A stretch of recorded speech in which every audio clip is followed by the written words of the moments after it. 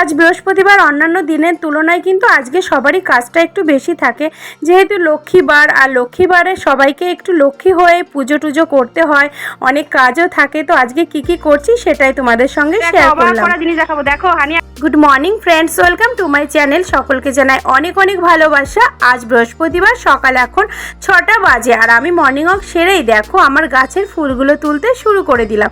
সত্যি গাছের ফুলগুলো দেখে একদম মনটা ভরে গেল। আর যা ফুল হয় না গাছে, পুজো দিয়ে একদম সিংহাসন ভরে যায়। তো দেখো এই যে ধুত্রা ফুলটাও কি সুন্দর হয়েছে, দেখো থোকা ধুত্রা ফুল, আর এটা কি দারুণ দেখতে, সত্যি অসাধারণ। লক্ষ্মীবারে একদম লক্ষ্মী জবাগুলো অনেক ফুটেছে, নয়নতারাগুলোও দেখো তুলছি। অনেক রকমেরই ফুল হয়, সমস্ত ফুলই আমি তুলি একটু রেখে। আর জবাগুলো নিয়ে চলে এলাম স্নান সেরে একদম ঠাকুরের সিংহাসনের সামনে। প্রথমে যে কাজটা, মানে বৃহস্পতিবারে ঠাকুরের সিংহাসনটা ভালো করে পরিষ্কার করে নিই, আর সমস্ত বাসন টাসন একদম পরিষ্কার করে ধুয়ে নিয়েছি। এবার পুজো করার পালা। তো দেখো কত ফুল হয়েছে, এবার ফুল দিয়ে দেখো ঠাকুরের সিংহাসনটা একদম সাজিয়ে নিচ্ছি। মানে পুরো সিংহাসনটা না একদম ভর্তি হয়ে যায়, দেখে না মনটা একদম ভরে যায়। পুজোটা আমি সেরে নিই এখন, তারপর দেখো বাকি কাজগুলো করব।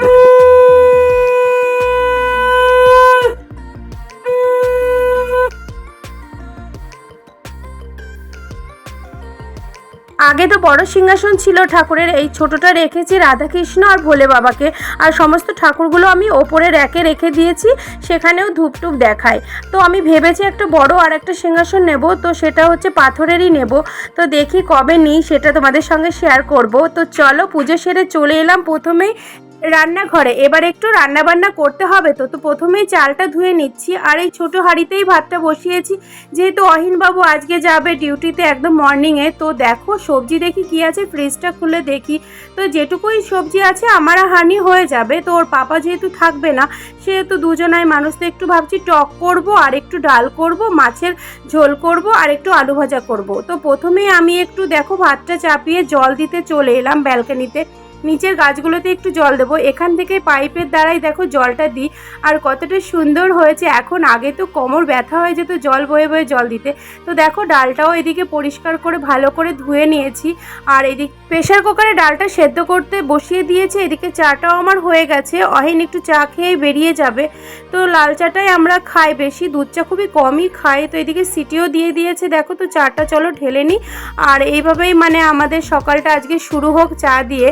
তো হানিও একটু চা খাবে বলছে, তো ও তিনজনের জন্যই নিয়ে নিলাম। আর বিস্কিট তো অনেকগুলো নিয়ে নিই, জানোই তো আমি কৌটা নিয়ে আর চা নিয়ে বসি, মানে বিস্কিটের কৌটাতে দুদিনেই শেষ হয়ে যায়।